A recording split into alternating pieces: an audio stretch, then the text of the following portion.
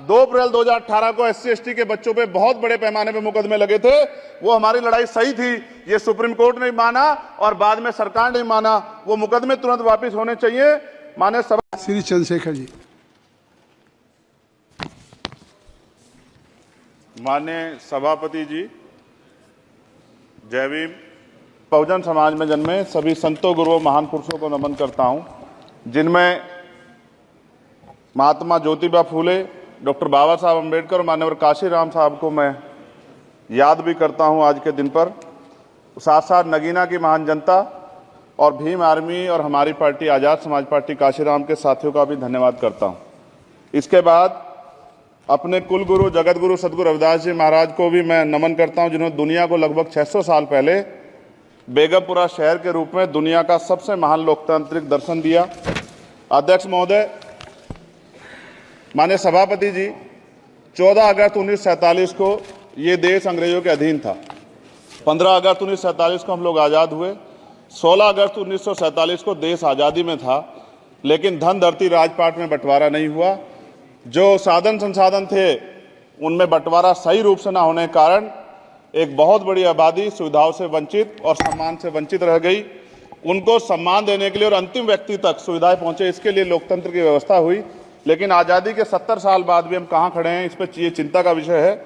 मैं मानता हूं कि सामाजिक न्याय तभी होगा माननीय सभापति जी, जब जातीय जनगणना पूरी होगी और जातीय जनगणना कराई जाएगी और साथ साथ संख्या के आधार पर आरक्षण जो है वंचित वर्गों का बढ़ाया जाएगा। उसके साथ साथ जब राष्ट्रपति जी अभिभाषण पे बात रख रही थी तो उन्होंने शहरी और ग्रामीण क्षेत्रों के विकास की बात कही और ये भी कहा कि दुनिया में सबसे उत्तम शहर हमारे यहाँ बने। लेकिन माननीय सभापति जी, 70% आबादी तो गांव में निवास करती है, तो गांव की आबादी के बारे में भी सोचना होगा कि उनका जीवन कैसे बदले। माननीय सभापति जी, उच्च शैक्षणिक संस्थानों में बहुजन समाज के जो छात्र हैं उनके साथ कास्ट एट्रोसिटी हो रही है, निरंतर उनकी हत्या हो रही है। साथ साथ जो सरकारी कर्मचारी हैं दफ्तरों में, उनके साथ भी जो SC/ST OBC और मुस्लिम और अन्य धार्मिक अल्पसंख्यक उनके साथ भी माननीय सभापति जी जातिगत और धार्मिक जो है शोषण किया जा रहा है। इसलिए मेरी मांग भी है कि पुरानी पेंशन को भी अध्यक्ष जी बहाल किया जाए। जो कर्मचारी देश की सेवा में लगे हैं उनका भी सम्मान होना चाहिए। साथ साथ सभापति जी, भाजपा ने चुनावी लाभ के लिए सबका साथ सबका विकास के नारे दिए जो खोखले हैं, क्योंकि 10 साल में दलित, पिछड़े, आदिवासी, मुस्लिम और अन्य धार्मिक अल्पसंख्यक जो अत्याचार हुए हैं वो किससे छिपे हुए नहीं हैं। ये गलत है, ये बंद होना चाहिए। सभापति महोदय जी, महामहिम राष्ट्रपति जी के भाषण में निजी क्षेत्रों में SC/ST OBC को रिजर्वेशन देने का कोई उल्लेख नहीं हुआ है, जो कि आज चर्चा का विषय, क्योंकि 98% प्राइवेट सेक्टर है, 2% सरकारी सेक्टर है, तो 98% प्राइवेट सेक्टर में भी हमारी हिस्सेदारी की बात होनी चाहिए।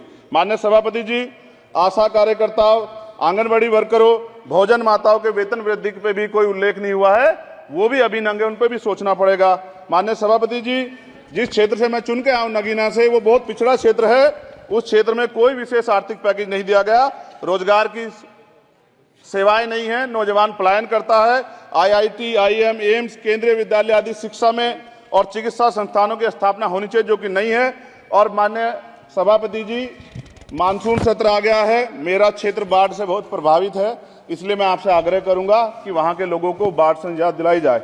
माननीय सभापति जी, चीन हमें आंख दिखा रहा है और लगातार हमारे देश की सीमाओं में घुसपैठ कर रहा है, इसलिए अग्निवीर योजना को हटाकर पुनः सेना भर्ती शुरू की जाए और साथ साथ भारत की सबसे प्राचीन व बहादुर रेजिमेंट में से एक चमार रेजिमेंट को पुनः बहाल करा जाए, ऐसा भी मेरा आपसे आग्रह है। माननीय सभापति जी, पिछले सारे प्रधानमंत्रियों ने मिलकर जितना कर्ज लिया है उससे दुगना कर्ज हमारे वर्तमान के प्रधानमंत्री जी ने लिया है। किसान अगर अपना कर्ज माफ कराने के लिए जाता है तो लाठी झेलनी पड़ती है, जबकि सरकार ने धन्ना सेठों का 15 लाख करोड़ रुपया माफ किया है। इस ओर हमें ध्यान देना पड़ेगा, हमारी आने वाली पीढ़ियों को ये कर्ज चुकाना पड़ेगा। माननीय सभापति महोदय जी, किसानों को MSP की लीगल गारंटी तथा किसानों का कर्ज माफ होना चाहिए। साथ साथ 2 अप्रैल 2018 को SC/ST के बच्चों पे बहुत बड़े पैमाने पे मुकदमे लगे थे। वो हमारी लड़ाई सही थी, ये सुप्रीम कोर्ट ने माना और बाद में सरकार ने माना। वो मुकदमे तुरंत वापस होने चाहिए। माननीय सभापति जी, प्रेस जो है